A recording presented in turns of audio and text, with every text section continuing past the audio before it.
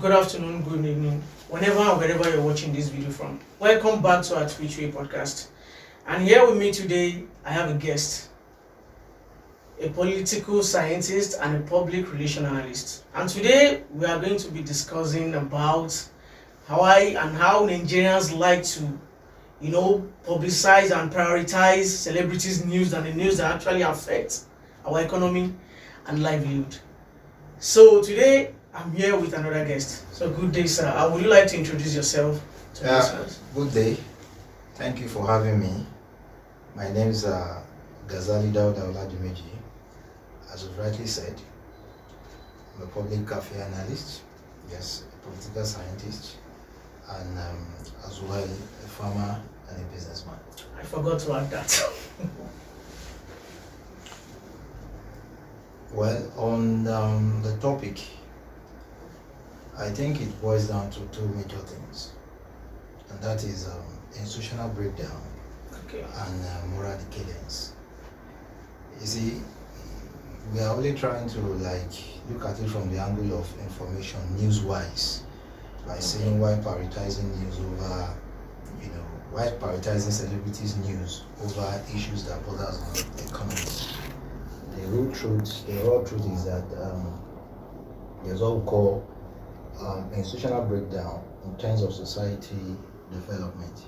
And how do I mean is that the current phase we find ourselves, it is quite unfortunate that it is only those whom society deemed to have been successful that they believe should be celebrated, that people like to talk about. And this is more reason why you see every strata of society, gossiping, discussing about the haves, those who are already there, those who are successful, or just put it under the guys at the top, if you want to put it in that perspective. However, if you also look at it from the angle of economic prosperity, it's quite unfortunate that Nigeria as a country, we are not there yet. We are not there yet because of many factors.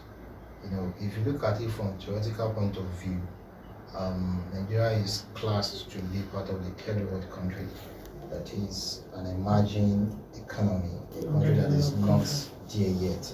I don't want to use underdeveloped because That's what they normally use for. It is relative in term when it comes to development.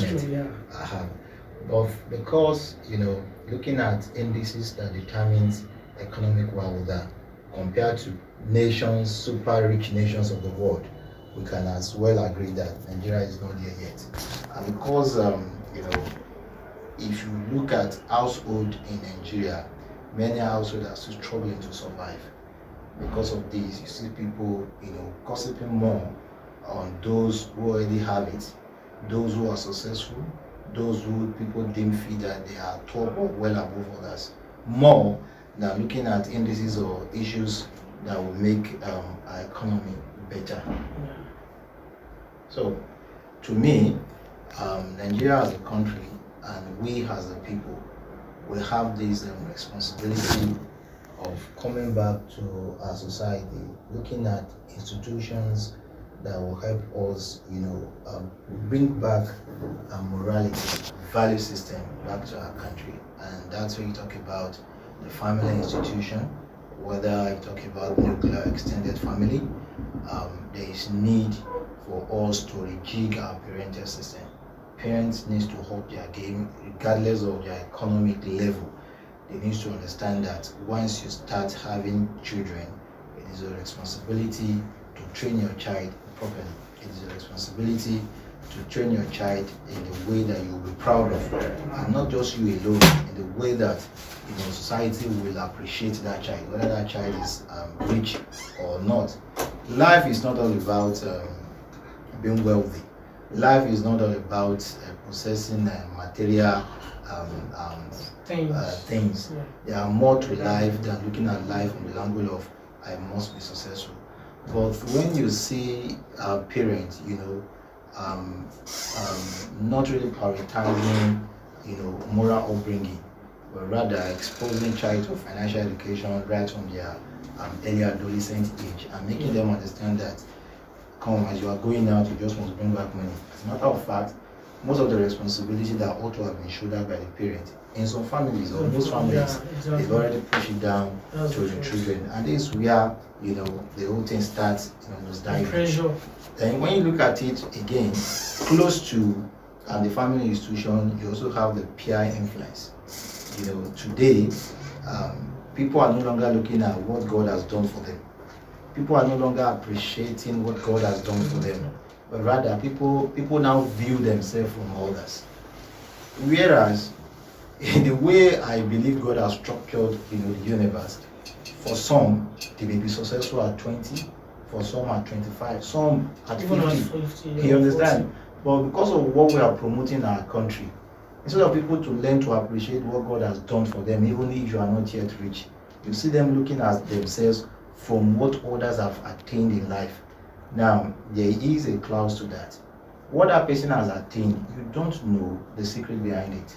Exactly. This is not a question if that person has gotten his wealth illegally or through other means. No. Yeah. What we are simply saying is that what God has done for you, why not appreciate it? Why not look inward and start building, developing yourself? You understand? Instead of looking at others. So, to me, I felt that peer pressure, peer influence is also affecting our perception about life. You understand? Gone are those days where people prioritize, people going to farm, people celebrating culture, people appreciating who they are from their remote villages. These days is no longer so. People look at themselves from, hey, what Mr. A has become in life, I want to be that. Not minding your own limitation. Even I think parents used to even do that. And That's compare you to. That's under parental institution, and that's part of the responsibility of the parents. That you need to bring up your child in the best way you believe that child will be appreciated, not just by you alone, but by the society as a whole. Again, if you look at other factors that influences our thought, you also look at the religious institution. In fact, these days it is quite unfortunate that the clergymen, apology to them, they are godly ones among them, or I don't want to even question if they are godly or not, but there is quite unfortunate issues happening when it comes to religious these days. Yeah. You understand? Look at what clergymen are gospeling in their pulpit. You understand? Yeah. People are no longer gospeling about God. value system about you, honoring your creator, worshiping your creator as your religion deemed fit. But you see clergymen, sermonizing from prosperity, trying to tell their congregation that what matters most is to be successful in this life, whereas the essence of religion is to prepare you for the year after. So what happens? Exactly. What is the gap? This when we're growing up, what I grew up to know or learn from clergymen, regardless of that religion, whether Christianity, Christendom, or Islam, is that there is life after death, and every mortal should prepare for life after death. But quite unfortunately these days, what we see, what we hear on a daily basis is just prosperity, material well-being, buy luxury cars with big houses. And look at our clergymen these days, they hardly flaunt knowledge. They hardly pride themselves as the fountain of knowledge in their respective religion, but rather they now talk or boast of material acquisition, and this is where we begin to have issues. So if an institution that ought to prepare people for the year after is now telling you that come, it is this life that matters and you must fight tooth and nail to be successful, then what are you now expecting? So if you go out of these particular issues, you also want to look at other area, and that's why you talk about governance, legitimacy, that is being lawful. Yeah. That's another wide area that time will not permit us, to exhaust. Yeah. But simply let us put it under that people must learn to live and abide by the laws that govern their society. I want to say people must live and learn to abide by the laws that govern their society. This is not talking about the downtrodden alone. This is not talking about the poor or the masses. Whether you are rich, whether you are in government or not, we must all learn to abide by the rules and laws that govern our society. It is only this that we can say we have a government. It is only this that we can say we are part of that government. It is only this that even people in government, if they are doing it rightly, can, be proud that they have a society they are leading. But when you have a lawless society, the simple meaning is that every man has that natural right to do what they want to do. And that's you need to see, people looking at the successful ones, you understand, as a role model. There's nothing bad in that. But have you even taken time to discuss your own potentials, your own priorities, your own limitation, if it is in consonant with the person you are trying to compare with? So by and large, that the country as a whole is now discussing celebrities more than issues that are out of galvanized because of our economy, to me, boils down on some of these things I just highlighted. I still have another question. It still falls under the primary question. These celebrities in question, these celebrities we're talking about, you claim to have fans, you claim to care for your fans, right? So nobody's telling you to just go outside and start giving your fans 1 million naira. Of course, he or she is going to run out of their money, of course. So the thing is, they themselves, I hear people say this thing a lot, like celebrities, they don't even try to, talk to people about how economy is going to grow, the things that they need to do, right, for the economies to grow. But and then when it comes to like buying tickets, just this last December, I have a friend that was worrying about how he was going to get 50,000 naira for a Rema show. Somebody that hasn't even found money to buy Christmas goods, looking for 50,000 naira to buy tickets for a Rema show. So these celebrities in questions, why do you think they don't even really care? Like, they act like they care about their fans, right? But when it comes to their livelihood and how the government actually treats Nigeria as a whole, they don't really talk much about it. Well, if you see the way I reacted to your first question, I wasn't particular about celebrities. I was looking at it from a broader perspective. Yeah. Suffice to say, permit me to use our mother dialect. Yoruba will say Amuko. It's not about the celebrities we are mentioning. You understand what makes up the celebrity we are talking about?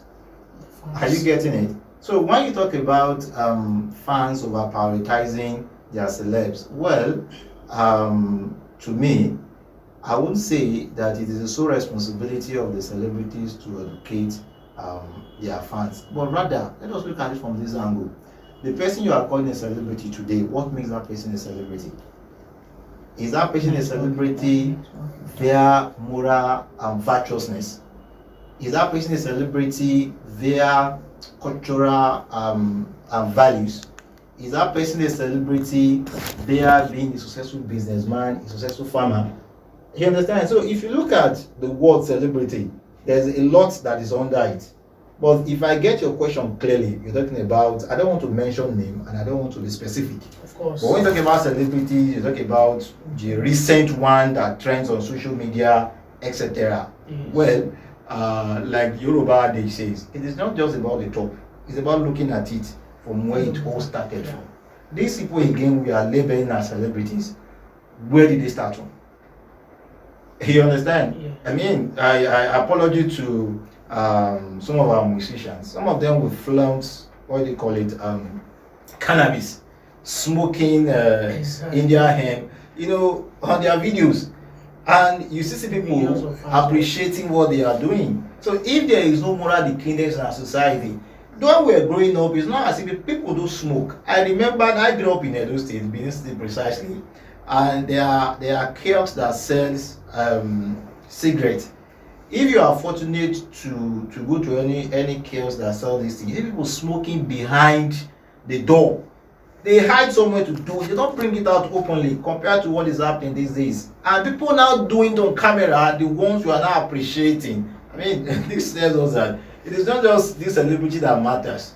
You understand? It is where we are coming from. And not until we turn back to our grassroots, start appreciating our cultural values, nothing will turn out for the better. So if you are expecting celebrity to educate their fans, well, these are two different things. Okay, let me give you two examples from the music world. From the Yoruba angle, there used to be this Fuji maestro, late Indi Barrister. If you listen to most of his music, for those who care about his music, I want to tell you, you listen to 2 or 3 of his albums, you bring something meaningful out of it. So when you say, and it's not just about bringing something meaningful, he used to educate. If he wants to talk about current affairs, he tells the government what to do. He tells them where they are getting it wrong. If he wants to talk about religion, he tells them what to do. If he wants to talk about culture, society, it's not just about entertaining the audience alone. But these days, look at those that call themselves musicians. There are those who also educate people via their music. But majority, there is not even content in what they are singing. And yet you see people calling them celebrities. And they are common to do one thing, like they like preaching hate. Because that is where, you see, whether they preach hate or whatever they do to stimulate their fans, that is where they make their name from. Exactly. So the only thing that can correct this is for us to return back to our grassroots. Make sure there is proper upbringing. Let the religious leader do the needful. Are you getting it? Yeah. Let us be law abiding. Let us appreciate our cultural values.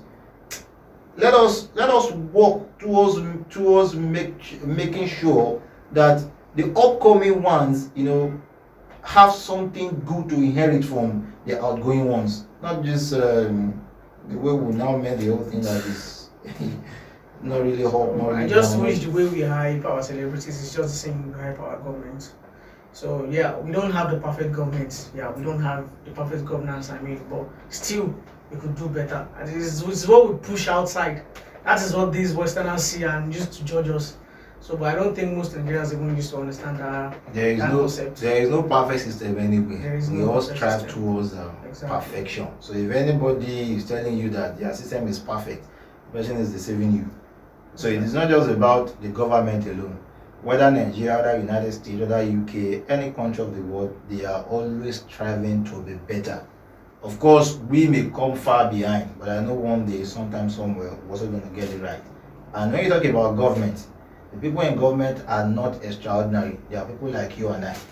The only thing you make people see them as extraordinary is because they are now in government. And because of our profligacy, you see people are attaching unnecessary value to those in government. Exactly. People in government are not different from the ordinary man on the street. And that's the reason why in UK today, if you are a prime minister, tomorrow you can turn back to the street and live with the people without differences. It's only in Nigeria that we have it the other way around. Exactly. So I think we can actually conclude that this prioritizing celebrity of a thing over our own way of living and our economy and all of that stuff that actually concerns us as Nigeria, in Nigeria as a whole, is due to as according to what he said, cultural values. Values in general. Yeah, cultural values, religious, and all of that stuff. So I'm just going to end this by trying to advise us to, think twice. If you do something, just think twice about what you're doing.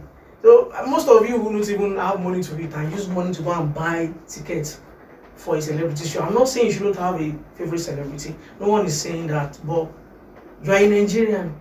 Wherever you go, you are still a Nigerian. So even if you decide to acquire another country's passport, you were born in Nigeria, you're a Nigerian. So as far as you're living in Nigeria, I believe we should all prioritize our own economy over these celebrities that we just worship and all of that stuff. So we are going to be ending today's podcast with the final verdict that I just said. And thank you guys for listening. And next time, see you guys again. Bye.